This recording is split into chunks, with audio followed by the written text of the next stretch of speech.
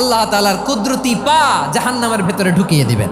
জাহান্নামের সবচাইতে হালকা আযাব হলো ওই ব্যক্তির আযাব যার পায়ে দুটো জাহান্নামের আগুনের জুতা পুড়িয়ে দেয়া হবে। ওই আগুনের উত্তাপে তার মাথার মগজগুলো ভাতের মারের মতো টপ টপ টপ টপ করে বেয়ে বেয়ে পড়বে।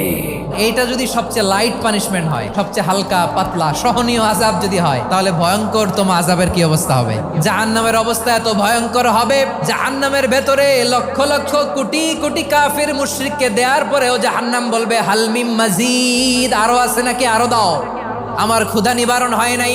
জাহান্নামে তো উত্তপ্ত হবে, জ্বলন্ত হবে, ভয়ঙ্কর হবে। জাহান্নামের এক অংশ আরেক অংশকে খেয়ে ফেলবে। আল্লাহু আকবার।